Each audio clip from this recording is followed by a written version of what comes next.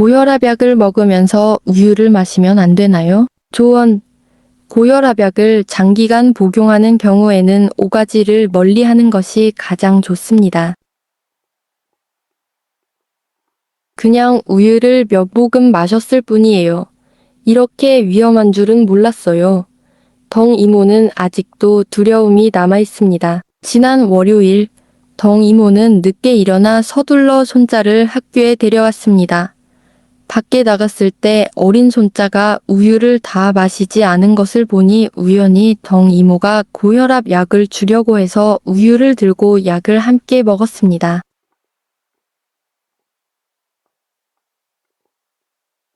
손자와 함께 교문에 도착했을 때 덩 아줌마는 어지러움을 느꼈고 발에 힘이 풀렸습니다. 담당 교사는 그녀가 기분이 좋지 않은 모습을 보고 재빨리 학교 진료소에 가서 건강검진을 받으라고 했습니다. 그러나 혈압을 측정한 결과 덩 이모의 혈압은 180mmHg에 달했고 인근 병원으로 옮겨져 검사와 치료를 받은 뒤 덩 이모의 몸 상태는 더 이상 위독하지 않았으나 갑자기 급격하게 치솟았다. 혈압이 그녀를 혼란스럽게 했습니다. 의사는 그녀의 상태에 대해 알게 되었고 티라민이 풍부한 아침 우유와 관련이 있을 가능성이 가장 높다고 말했습니다. 항고혈압제는 체내에 축적되어 갑작스러운 혈압 상승을 유발할 수 있는 티라민을 분해하는 효소를 억제합니다.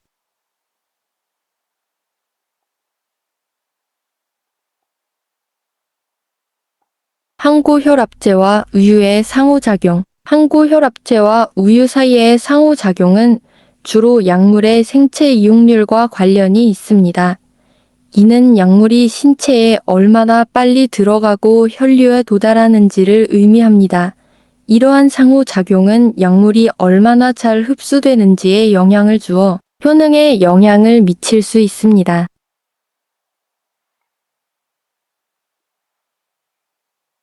항고혈압제에는 이뇨제, 베타 차단제, 칼슘 채널 차단제, 안지오텐신 전환 효소 억제제 어시야이, 안지오텐신 수용체 차단제 아부 등 다양한 유형이 있습니다.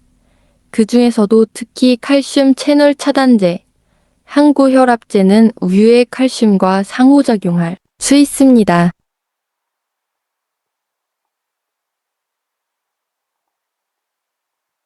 칼슘 채널 차단제는 세포막의 칼슘 채널을 막아 칼슘 이온이 심장 및 혈관 평월근 세포로 들어가는 것을 감소시켜 혈관을 확장시켜 심장에 대한 부담을 줄이고 혈압을 낮추는 효과를 낸다. 우유와 함께 섭취할 경우 약물 자체가 칼슘 이온의 활성에 영향을 미치기 때문에 우유에 함유된 높은 칼슘 함량은 동일한 흡수 경로에 대해 이러한 약물과 경쟁할 수 있습니다. 우유에 함유된 칼슘은 흡수가 어려운 약물과 복잡한 화합물을 형성하거나 약물의 정상적인 흡수 과정을 방해할 수 있습니다. 이 경우 장내 약물의 용해도가 감소하여 혈액 내 약물의 흡수가 불충분하게 되어 약물의 생체 이용률 및 효능이 감소하게 된다. 또한 일부 항고혈압제는 음식의 효과를 염두에 두고 설계되었으며 흡수와 효과를 최대화하려면 공복에 복용해야 할 수도 있습니다.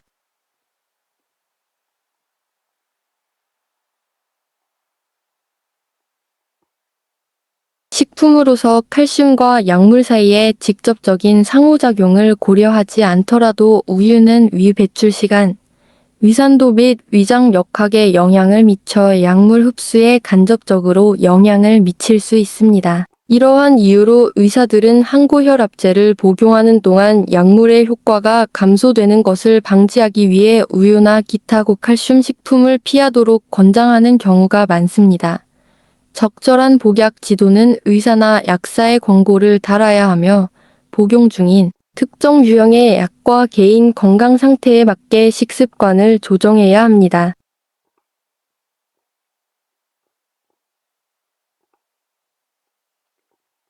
조언. 고혈압약을 장기간 복용하는 경우에는 5가지를 멀리하는 것이 가장 좋습니다. 많은 고혈압 환자에게 항고혈압제는 일상생활의 필수적인 부분입니다. 그러나 환자들은 제때 약을 복용하는 것 외에도 식습관과 생활 습관에도 특별한 주의를 기울여야 합니다. 특히 고혈압약을 장기간 복용하는 사람은 다음 5가지 음식을 피하도록 노력해야 한다.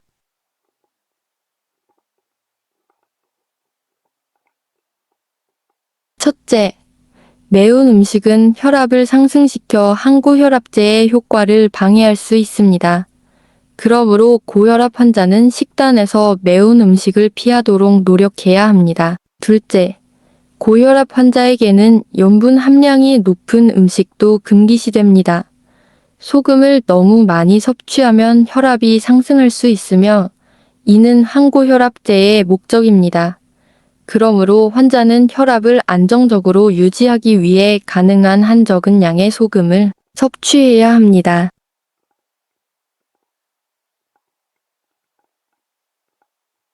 또한 고지방 식품은 항고혈압제의 흡수 및 활용에 영향을 미칠 수 있습니다. 장기간 고지방 섭취는 혈중 지지를 상승시켜 심혈관 질환의 위험을 증가시킬 수도 있습니다. 동시에 진한 차와 커피에 들어있는 카페인은 혈압을 높이고 항고혈압제의 효과를 약화시킬 수 있습니다.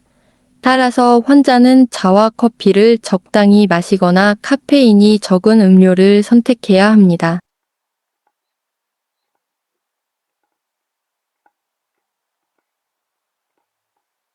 마지막으로 알코올은 항고혈압제의 효과에 부정적인 영향을 미치고 심지어 혈압 변동을 일으킬 수도 있습니다.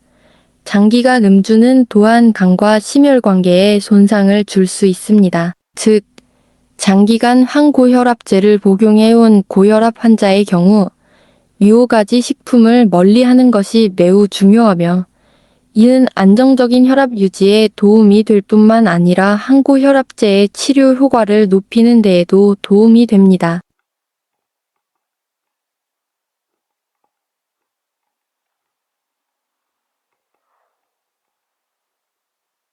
일상생활에서 환자는 식습관에 세심한 주의를 기울여야 하며 혈압이 이상적인 범위 내에서 조절되도록 의사의 권고를 따라야 합니다. 고혈압성 신장병을 사전에 발견하는 방법은 무엇입니까? 임상적으로 고혈압성 신증은 주로 24시간 소변 미세알부민 검사와 내인성 크레아티닌 청소율 2가지 검사 항목을 통해 진단됩니다.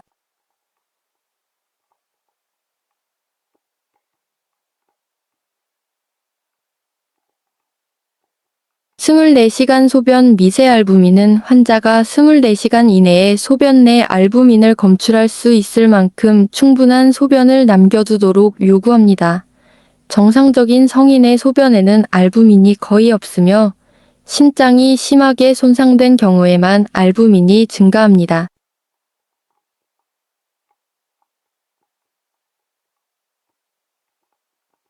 24시간 소변 미세알부민의 정상 수치는 20대 3mg입니다. 30mg을 초과하면 과다 복용으로 간주됩니다. 수치가 30대 30mg 사이로 올라가면 미세알부민요증이라고 하는데 이는 환자의 신장이 어느 정도 손상을 입었음을 의미한다.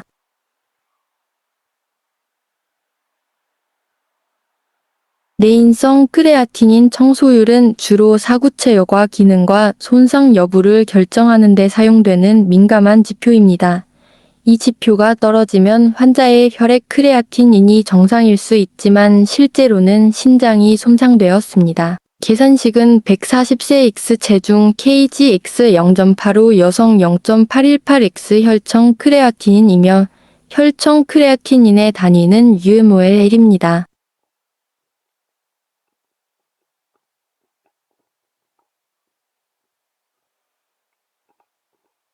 내인성 크레아티닌 청소율의 정상 범위는 80120 단위입니다.